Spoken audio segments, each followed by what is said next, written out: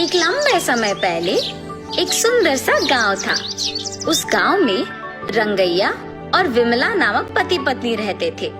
रंगैया को उसके पिता का दिया हुआ एक खेत था। वो उसी में खेती करके फसल उगाता था। वो एक सुनहरा गर्मी का मौसम था।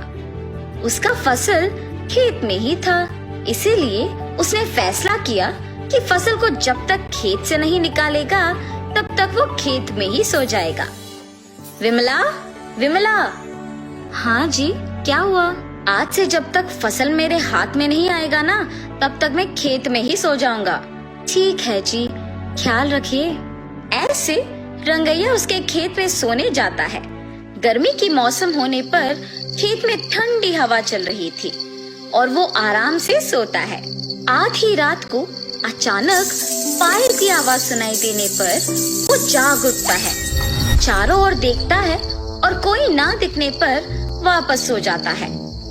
थोड़ी देर में वापस उसे पायल की आवाज सुनाई देने पर डर के मारे जाग उठता है। हाँ, यहाँ तो कोई नहीं है, तो फिर ये पायल की आवाज कहाँ से आ रही है?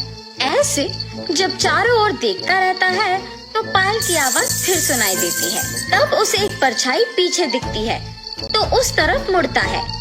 दिखने में भयानक एक भूत उसके सामने आके खड़ी हो जाती है। उसे देख, बाप रे, भूत भूत! ऐसे डर के मारे चिल्लाते हुए बिना पीछे मुड़े घर की ओर भागने लगता है। वो भूत सिर्फ आधे रास्ते तक उसका पीछा करती है। जल्दी से भाग के घर पहुंच जाता है। विमला, विमला, जल्दी दरवाजा खोलो, भूत मेरा पीछा कर रही है। ऐसे जोर से दरवाजा खड़खड़ाता है। अपने पति की आवाज सुनकर विमला जल्दी से दरवाजा खोलती है। तुरंत रंगैया अंदर आके दरवाजा बंद करके कांपने लगता है। क्या हुआ जी, क्यों डर रहे हो? तब वो जो भी हुआ उसे बताता है। भूत क्या सच में होता है जी? आप नींद में खुद की परछाई देख डर गए होंगे। कुछ मत सोचिए और सो जाइए। ये कह के चली जाती है। उसकी पत्नी उसके बातों का यकीन ना करने पर वो कुछ नहीं कह पाता है और चुप रह जाता है। क्या मेरी पत्नी सही थी? मैं क्या अपने ही परछाई से डर गया? लेकिन मैंने तो उस भूत को मेरे सामने खड़े होते देखा है। ऐसे सोए बिना पूरी रात सोचते ही रहता है। खेत में फसल के बारे में छोड़कर डर के मारे बेचारा घर पे ही रहता है। सुनिए, रात होने वाली है जी, आप क्या खेत नहीं जाएंगे? अगर मैं अपनी पत्नी से कहूँगा कि मुझे खेत जाने से डर लग रहा है तो न जाने वो मेरे बारे में क्या सोचेगी। उस खेत में अगर सच में ही भूत है तो भी मैं नहीं डरूंगा, मैं जाके आऊंगा। ऐसे अपनी पत्नी से कह के उसके खेत जाता है। मेरे पत्नी से मैंने ऐसे बात किया जैसे मुझे कोई डर नहीं है, पर अभी खेत जाके मैं अकेले कैसे रह पाऊंगा? ऐसे डरते हुए खेत जाता है। घबराते हुए खेत के चारों ओर देखता है। अब तो खेत में कोई नहीं दिख रहा, पर शायद कल की तरह सोते समय में पायल की आवाज सुनाई देगा। ऐसे सोचता ही है कि उसके सामने वही भूत आके खड़े हो जाती है। कल तो तुम बच गए, पर आज मैं तुम्हें बचने नहीं दूंगी।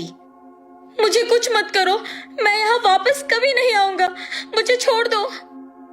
तुम्हें छोड़ दूं? ऐसे जोर से हंस के रंगैया को गायब कर देती है। सुबह हो गया, मेरे पति अब तक लौट के क्यों नहीं आए? ऐसे अपने पति का इंतजार करती रहती है, पर शाम होने के बाद भी जब वो घर नहीं लौट आए, वो सोच में पड़ जाती है। क्या खेत में वाकई भूत है? क्या उसने ही मेरे पति को कुछ कर दिया? नहीं, ऐसे नहीं हो सकता। पर मेरे पति कहाँ गए? मुझे जानना ही होगा। ऐसे सोचते रहती है। आज रात को मैं अपने पहचान के आदमी से खेत का चौकीदारी करने कहूंगी। अगर वो भी लौट के नहीं आया तो फिर इसका हल सोचूंगी। ऐसे फैसला करके विमला अपने पहचान के एक आदमी को खेत की चौकीदारी करने भेजती है। पर जब वो आदमी भी सुबह लौट के नहीं आता है, तब घबरा के सोचने लगती है, क्या मेरे पति की बातों के मुताबिक वहाँ एक भूत है? जिस आदमी को मैंने चौकीदारी करने भेजा, क्या उसको भी भूत ने कुछ कर दिया? अब मैं इस समस्या का हल कैसे ढूंढूंगी? ऐसे सोचकर खेत को जा रही थी जब रास्ते में उसे एक तितली कांटों के बीच फंसे हुए नजर आती है। उसे उन कांटों से आजाद करते ही वो तितली एक देवता के रूप में बदल जाती है और उसके सामने प्रकट होती है। ये सब देख विमला आश्चर्यचकित हो जाती है। एक साधु की श्राप के वजह से मैं एक तितली बन गई। मुसीबत के समय में तुमने मेरी मदद की है और इसी कारण मैं देवता का रूप वापस पाई हूँ। इसके बदले में तुम कुछ भी मांग सकती हो। ये देवता तो मेरी मुसीबत का पक्का हल निकालेगी। मेरे पति को उस भूत से आजाद करने के लिए मेरे पास सिर्फ ये एक मौका है। ऐसे वो उस देवता को सब कुछ बताती है।